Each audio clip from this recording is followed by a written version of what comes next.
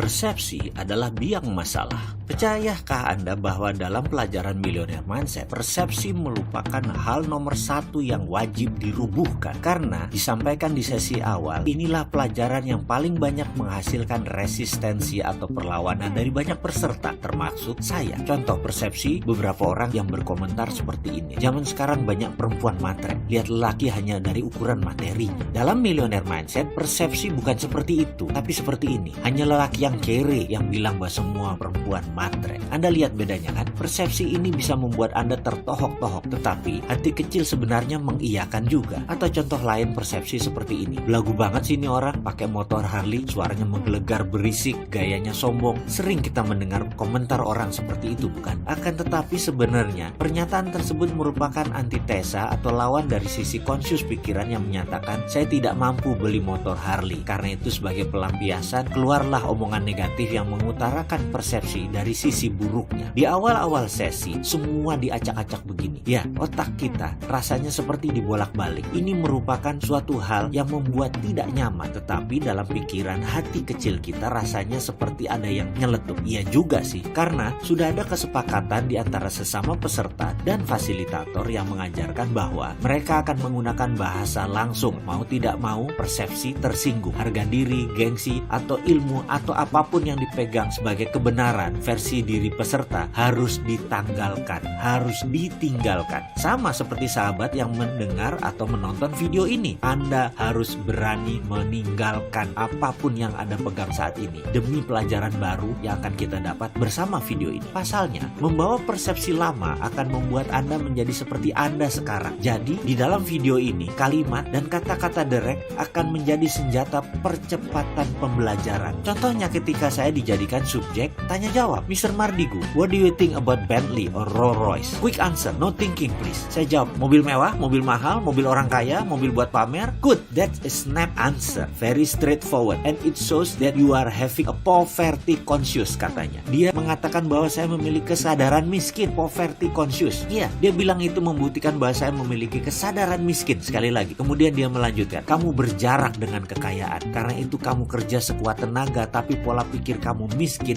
akan membawa kembali kamu ke dunia miskin. Saya terkejut dengan penjabarannya, tapi karena sejak awal sudah disepakati untuk tidak boleh tersinggung dan harus siap jika persepsi kita dirubuhkan, kata-kata tersebut pun rasanya nancep langsung ke akar pikiran bawah sadar saya. Bruce, how about you? Si fasilitator Geoff bertanya kepada peserta dari Filipina yang botak, skinhead. Dijawab cepat oleh Bruce, that's my car. Kontan seisi kelas tergelak. That's what you call prosperity conscious, tukas si Geoff. Ya, Geoff langsung berkata bahwa itu adalah kesadaran kemakmuran. Kalimat itu membawa saya melamun. Teringat kembali suatu masa ketika saya sedang berdialog dengan Ketut Mas Agung, anak ketiga dari keluarga Mas Agung, pendiri toko Gunung Agung, toko Wali Songo, pemilik Pullman Hotel, gedung Wisma Nusantara, dan banyak hotel lagi. Saya mengenal Ketut Mas Agung lebih dari 25 tahun, bahkan sampai saat ini kami masih seminggu sekali bertemu dan masuk dalam WA group bersama. Suatu hari saya bertanya kepada sahabat saya ini, bro, bagaimana asal muasal keluarga Mas Agung membangun bisnis yang berkelimpahan hingga makmur seperti sekarang? Awalnya apa yang almarhum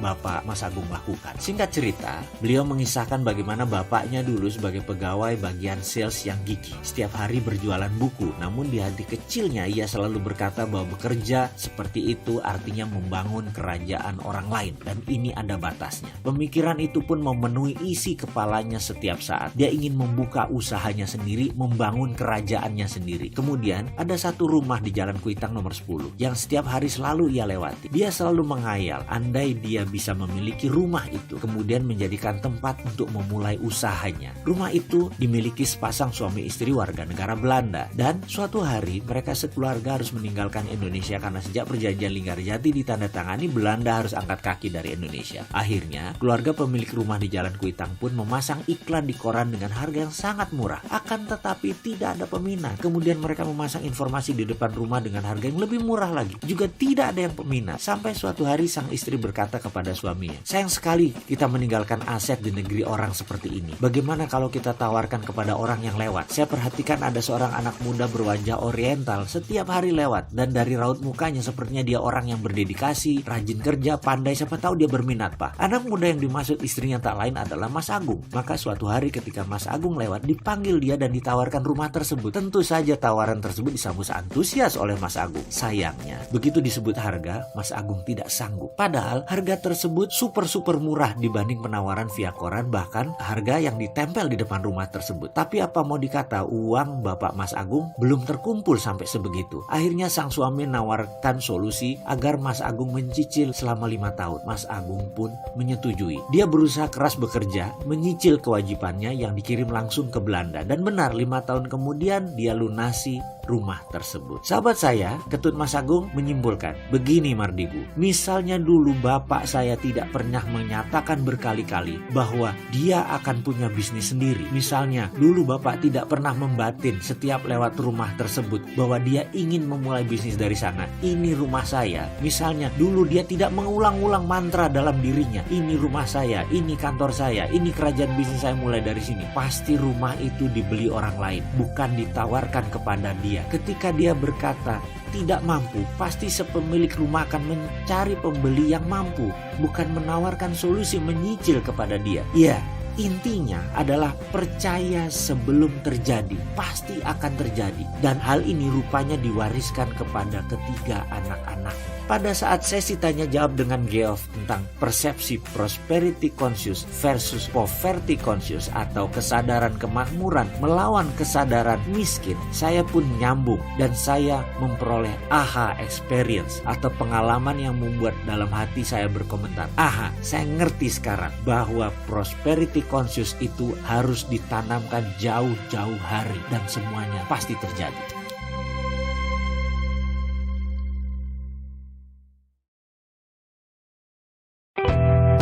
Melihat ke dalam diri.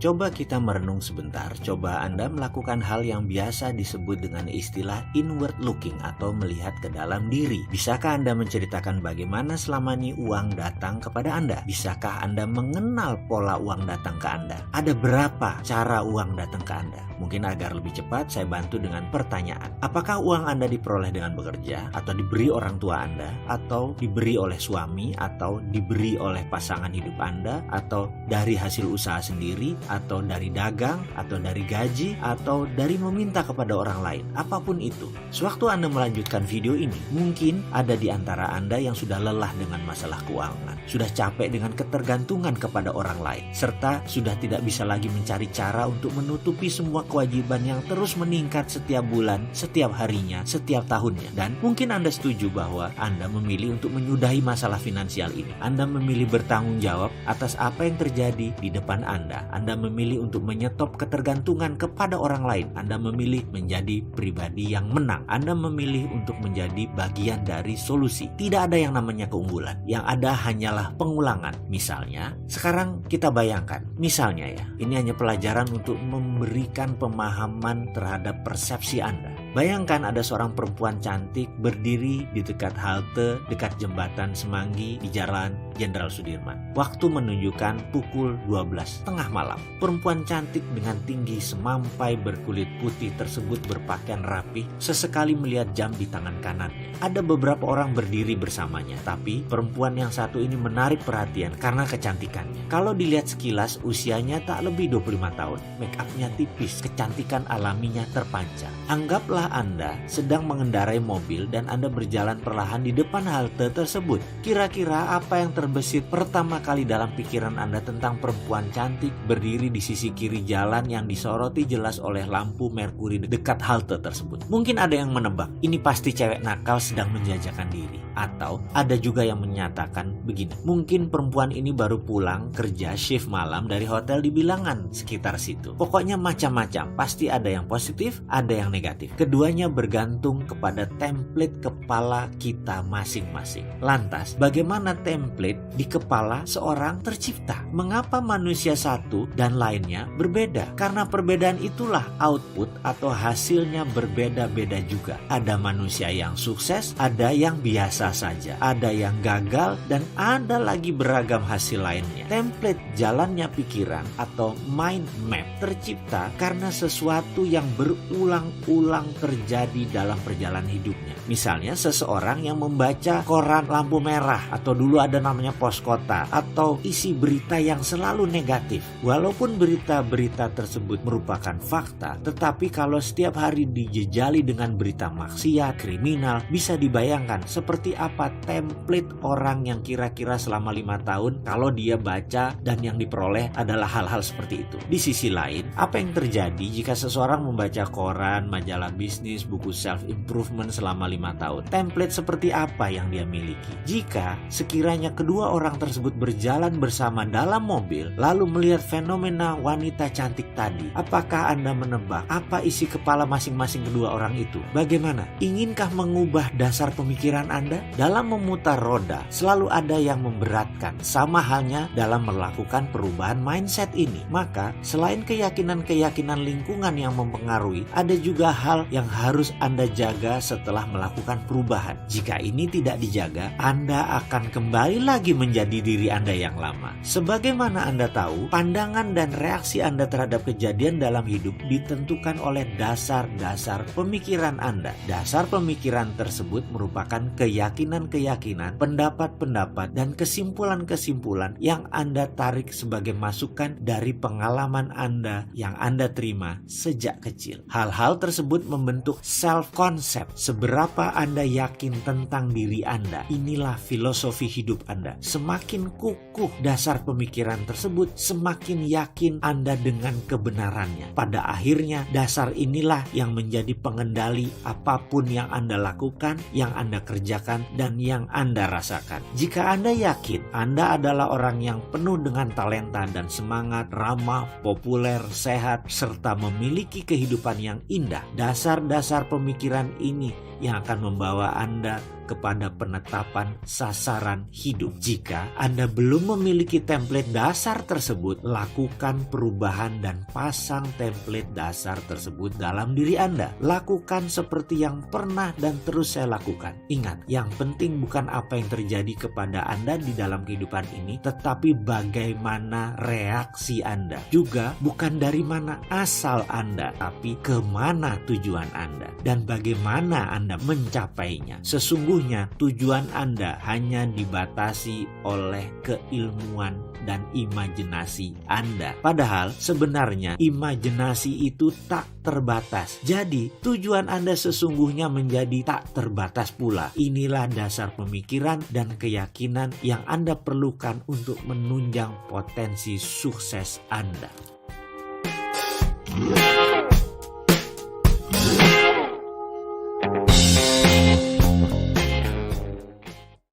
Dobrak mitos. Sayangnya, terdapat berbagai mitos yang kita dengar selama kita tumbuh menjadi dewasa. Mitos ini bisa menjadi penyabot harapan-harapan Anda dalam meraih sukses, di dalam meraih kebahagiaan, dan kepuasan di kemudian hari. Misalnya, Anda merasa sudah tua, Anda merasa ditakdirkan hidup susah, atau Anda merasa kurang pintar. Perasaan seperti ini adalah dasar pemikiran yang menimbulkan rasa rendah diri dan tidak mampu. Anda berasumsi bahwa orang lain lebih mampu, hanya karena Anda merasa saat ini mereka berprestasi lebih baik dari Anda. Perasaan rendah diri menetap jauh di lubuk self-concept. Dari mana ide-ide itu? Tentunya masa lalu Anda memberi sumbangan terbesar. Bisa didapat dari orang tua yang kurang paham mendidik anak. Bisa didapat dari lingkungan. Misalnya, Anda sering diabaikan, kurang mendapatkan perhatian, kurang mendapatkan kepercayaan. Sehingga mereka mulai membentuk keyakinan pada diri Anda bahwa Anda kurang mampu. Itu mitos. Itu tidak benar. Sudahi sekarang juga. Mulailah berbicara hal yang positif tentang Anda dengan hati riang dan lakukan berulang-ulang. Kata-kata yang paling berpengaruh dalam kosakata Anda adalah kata-kata yang biasa Anda katakan kepada diri sendiri. Kemudian Anda yakini kebenarannya. Dialog dengan diri merupakan penentu 95% emosi Anda. Ingat, ketika Anda berbicara dengan diri sendiri, otak Anda menerima kata-kata itu sebagai perintah.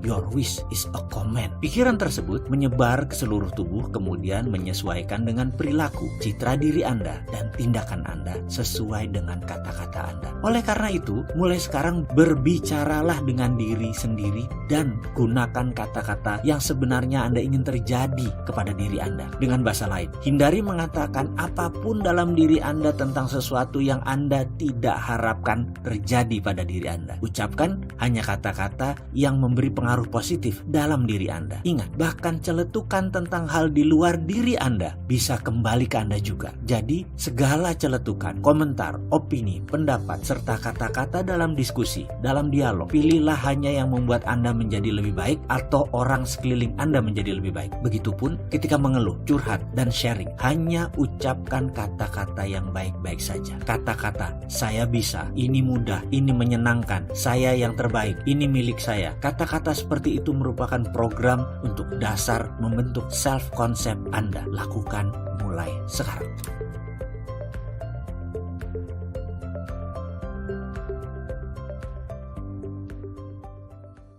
Anda patut mendapatkan yang terbaik. Mungkin Anda sering mendengarkan keluhan seperti kata-kata krisis moneter, krisis ekonomi, susah dapat uang, susah cari kerja, dunia memang keras, dan lain sebagainya. Atau mungkin ada semacam kritikan yang Anda terima pada masa lampau. Hal-hal seperti ini menciptakan mitos yang merugikan, yaitu munculnya kepercayaan bahwa Anda tidak berhak atas kesuksesan. Ini sering terjadi karena mereka yang hidup dari keluarga yang terbatas pengetahuannya, lingkungan yang marginal, kurang pendidikan. Jadi ada mitos yang dipercaya oleh lingkungan seperti bahwa orang miskin itu hidupnya penuh hikmah dan nilai luhur, sementara orang kaya penuh dengan dosa. Ada pula yang mengatakan banyak harta membuat beban di akhirat nanti. Juga kata-kata sudah takdir kita memang begini, atau kata-kata yang bernada menyalahkan pemerintah yang kurang mengurusi rakyatnya. Ini cukup aneh. Mengapa hal ini terjadi pada diri kita? Dipersalahkan ke orang lain. Seseorang yang memiliki kesadaran self-concept kemakmuran yang tinggi menunjuk keluar hanya yang positif, kemudian menunjuk ke dalam lebih positif lagi. Misalnya, dalam kehidupan Anda dibesarkan dengan keadaan negatif dan hanya ingat hal yang negatif, tetapi ternyata Anda berhasil mengatasi masalah tersebut. Pikiran Anda harus tetap positif, dan yang lebih penting lagi, perasaan Anda pun harus tetap happy dan positif. Anda pasti sukses. Saran saya, Anda tetap harus menata template dasar-dasar nilai yang telah terbentuk dalam diri kita, seperti sindiran, kritikan, atau kesinisan yang pernah Anda alami. Hilangkan dengan menata di lapisan terbawah. Benar, Anda bisa menutup dengan citra dan pelajaran di awal, dan sebaiknya Anda melakukan secara terus-menerus agar tidak muncul ke permukaan hal-hal yang negatif tersebut. Jika Anda sempat menyimak catatan perjalanan kehidupan masa lalu saya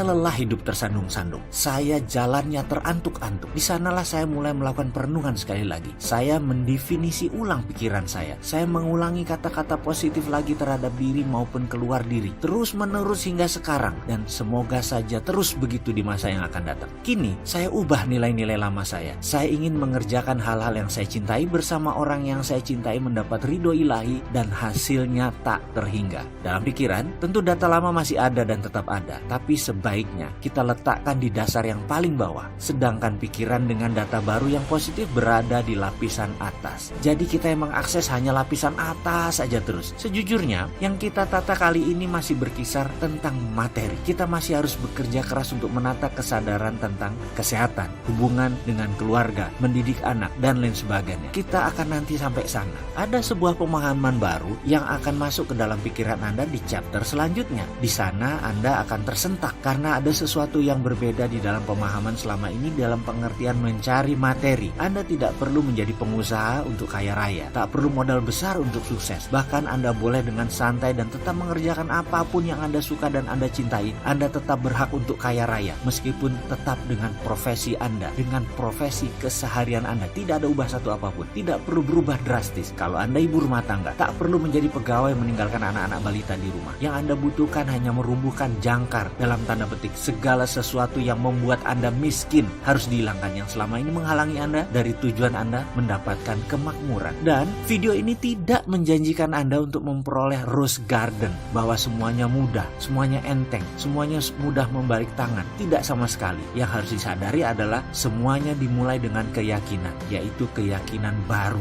Jadi sekali lagi saya ulangi, siapa bilang mau kaya harus berbisnis? Siapa bilang sukses itu mudah, hanya perlu bekerja pintar tanpa modal, tanpa kerja keras? Kita akan luruskan semua itu. Saya jamin yang berbicara bahwa untuk sukses harus berbisnis, atau ada yang mengatakan jalan sukses itu mudah tanpa kerja keras, tanpa modal, tanpa kerja pintar adalah seorang pembelajar yang baik, tapi bukan pelaku yang menjalankan roda ekonomi. Yakinlah, yang berkata seperti itu pasti orang yang bertujuan baik. Namun bagi saya, niat baik tersebut sering misleading, membuat manusia lain jadi salah arah. Jadi pemahamannya harus diperdalam agar lebih benar, bukan hanya jargon. Saya tahu sekali niatnya memotivasi orang agar orang tidak patah semangat dengan kondisi saat ini. Saya juga paham sekali bahwa pemutar roda ekonomi saat ini banyak datang dari kalangan yang memiliki sedikit pendidikan sekolah dengan sedikit modal, bahkan ada yang tanpa modal. Cerita tentang orang-orang seperti ini menjadi semacam pendekatan mirroring agar satu rasa. Kemudian dibandingkanlah dengan kisah-kisah orang sukses di dunia yang juga tidak bermodal, tak berpendidikan. Tujuannya sama, yaitu agar memotivasi untuk bersemangat, dan itu tidak salah. Ini benar dan saya setuju sekali. Akan tetapi siapapun yang mengatakan hal tersebut sebaiknya menjelaskan lebih dalam lagi. Yang disebut begini, misalnya berbisnis properti tanpa modal, sebaiknya diterangkan lagi dengan benar. Itu broker properti atau pebisnis properti.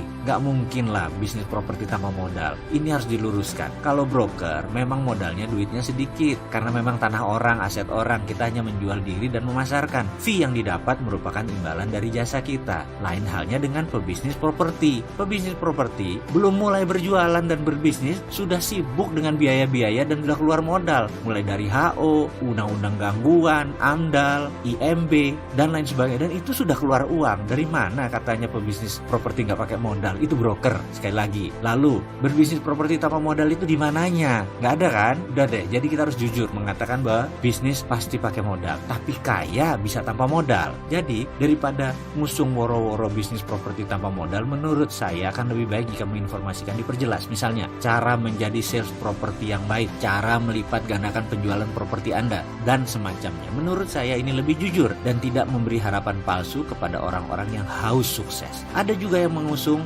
jargon kerja pintar. Ini biasanya pemain bisnis MLM. Dan sekali lagi, ini bukan hal yang salah. Ini benar, kerja pintar. Karena kerja Anda hanya jualan produk. Anda tidak perlu memikirkan gudang, distribusi, administrasi, atau izin-izin. Anda tidak perlu susah-susah menciptakan merek dan lain sebagainya. Anda hanya perlu membangun sales team, berjualan dan memotivasi. Titik. Itu memang kerja pintar. Anda hanya mengerjakan 30% dari sisi bisnis. Namun, leader seperti itu tidak bisa mengatakan bahwa ber-MLM itu berbisnis. Ini hanya strategi salesmanship. Sales adalah bagian dari bisnis dan bukan berbisnis. Kalau Anda memiliki bisnis jaringan tersebut, barulah Anda menyebut diri Anda pebisnis. Ada juga yang mengatakan Bill Gates tidak menyelesaikan sekolahnya, atau Lim Swee Leong tidak sekolah. Pengusaha lain juga tidak sekolah formal, tapi pada kaya-kaya. Ini menimbulkan pemahaman yang keliru juga bahwa pendidikan itu tidak diperlukan untuk berbisnis. Enggak. Ini harus dibenarkan. Hal ini juga sebenarnya saya tidak menentang ada orang kaya dengan tidak sekolah. Bisnis memang open source, semacam pintu terbuka. Mau orang tidak berpendidikan, tidak beragama, tidak bermoral, kejam, baik hati, atau usaha jenis apapun, Anda bisa saja sukses. Bisnis sukses tidak bisa diklaim sebagai hanya tempat orang tidak berpendidikan. Itu tempat semua orang dengan latar ras apapun, agama apapun, dengan ilmu apapun. Bagi saya, maaf ya, ini hanya pendapat pribadi. Benarlah banyak orang tersebut tidak berpendidikan formal. Akan tetapi, kalau Anda berada dekat mereka, akan terasa bahwa ilmu mereka tinggi sekali. Ya, mereka sangat berilmu. Dan dalam menuntut ilmu, memang tidak diperlukan sekolah formal. Selama Anda bisa belajar, bisa berilmu, sekolah formal hanya pelengkap. Seorang Ciputra, misalnya, sejak lahir sudah melihat timbangan terigu, telur di matanya ketika orang tuanya berdagang. Dari bayi, dia sudah mengenal tawar-menawar, berjualan, menentukan harga, melayani pelanggan, walaupun saat itu hanya skala warung. Nah, ini sebuah keilmuan yang dipelajari melalui jalan hidupnya. Siapa yang bisa melawan keilmuan dagang seperti itu? Mau makan sekolah sampai S3 di perguruan tinggi ternama sekalipun,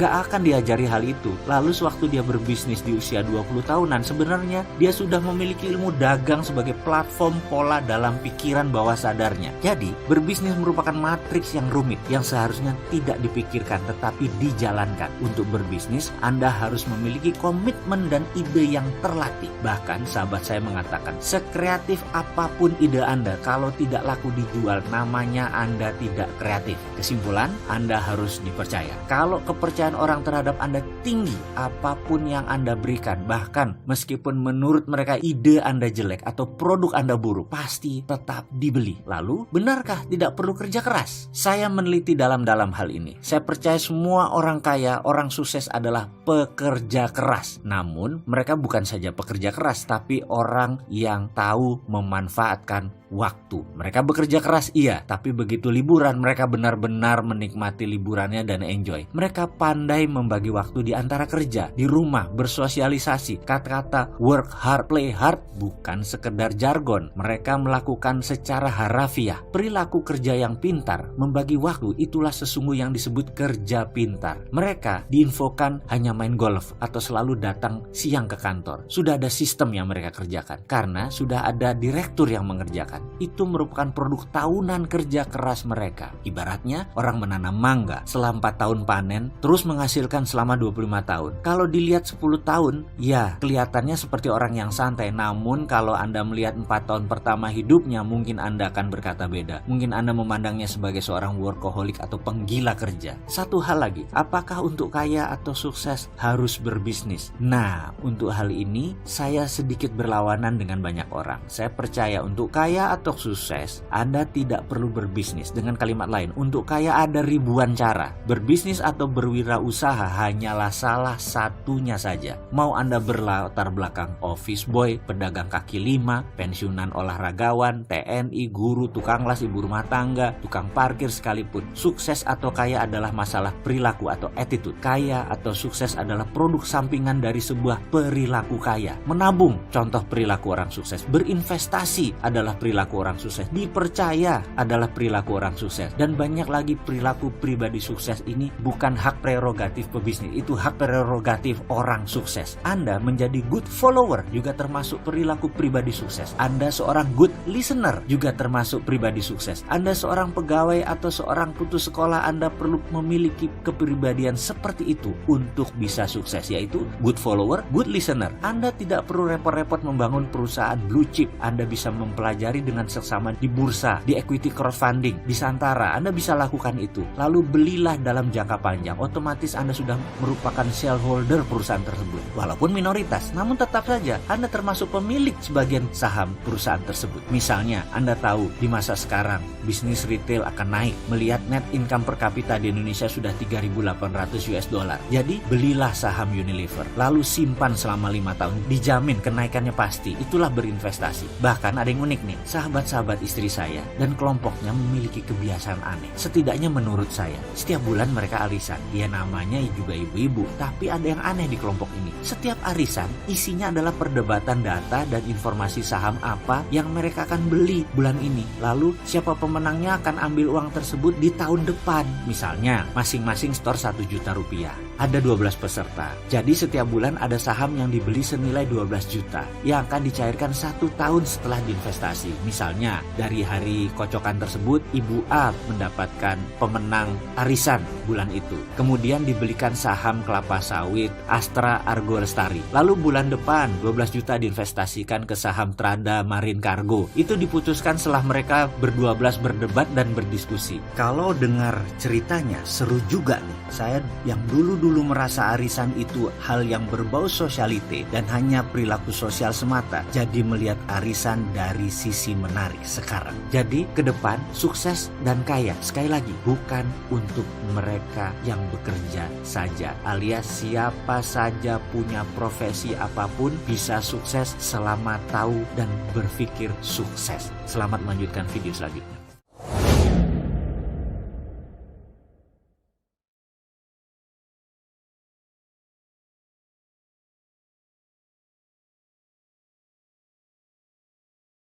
Apa itu pikiran? Pada bagian sebelumnya, kita sudah membahas bahwa otak manusia itu ibarat hardware, sedangkan pikiran adalah softwarenya. Kali ini, mari kita bahas apa sebenarnya pikiran itu. Pikiran terbagi 3, yaitu pikiran sadar atau conscious mind, pikiran bawah sadar atau subconscious mind, dan pikiran tidak sadar atau unconscious. Pikiran tidak sadar biasanya ada pada saat orang tidur, orang mabok, atau orang gila, dan kita tidak membicarakan topik ini. Dalam kontribusi keseharian, pikiran sadar atau conscious mind itu memberikan 12% kontribusi tindakan Anda. Sementara pikiran bawah sadar memberikan 88% kontribusi tindakan manusia. Jadi, apa yang berada di bawah sadar adalah yang mempengaruhi kehidupan Anda terbanyak. Dalam mengoperasikan pikiran bawah sadar, pikiran manusia harus meletakkan template atau memiliki cetakan fondasi. Misalnya, seseorang dalam hidupnya penuh dikritik, selalu dimarahi, selalu dimaki-maki sejak kecil hingga dewasa, maka sudah pasti dia memiliki template pemarah atau software pemarah dalam subconscious mind-nya. Bisa jadi dia tidak memiliki software bahagia, tidak memiliki software santai karena hidupnya selalu tegang. Jadi semua yang dijalankan oleh manusia ditentukan oleh softwarenya. Begini ilustrasinya. Misalkan seseorang ingin olahraga karena merasa badannya gemuk, merasa tidak fit, merasa sakit-sakitan, maka dia berusaha olahraga, mendaftar ikut senam, ikut fitness, mulai ambil raket tenis, membeli peralatan futsal. Namun, jika orang tersebut tidak punya software olahraga, maka dapat dipastikan sebentar lagi seluruh kegiatannya yang niatnya mau sehat dan mau olahraga tersebut akan dia tinggalkan. Bisa dirinya yang memutuskan, bisa juga keadaan yang memutuskan. Misalnya, hujanlah, udara panas sekali, badannya sakitlah, dan banyak lagi alasan untuk dirinya tidak olahraga. Kalau olahraga itu software, di dunia komputer kita sebut saja anggap PowerPoint, dan Anda tidak punya software PowerPoint, otomatis program tidak akan bisa jalan. Jadi sehat, bahagia, tentram, santun, masing-masing ada programnya. Begitu juga kemakmuran atau prosperity conscious, itu ada programnya. Jika Anda tidak memilikinya, Anda berjarak dengan kemakmuran. Namun sebaliknya, jika Anda memiliki software kemakmuran, seberapapun miskin Anda saat ini, seberapapun terbatas sumber materi saat ini, seberapapun Anda sedikit punya ilmu, dalam waktu singkat Anda akan hidup berkecukupan. Di sisi lain, jika seseorang memiliki poverty conscious atau kesadaran miskin, seberapapun kaya Anda berlimpah harta saat ini karena pasti dari orang tua Anda atau dari lingkungan Anda, pasti ada cara uang dan materi itu pergi meninggalkan orang tersebut. Begitu pula orang-orang yang jahat, licik, culas, pelit, arogan, boros, sombong, koruptor, tetapi mereka memiliki prosperity conscious, tetap saja uang akan mendatangi mereka. Di sisi lain, orang yang taat ibadah, rajin, suka menolong, rajin menabung, berderma, dan santun, tapi memiliki poverty conscious, ada saja cara uang menjauhi mereka. Sekali lagi, kita harus memasang prosperity conscious sekarang.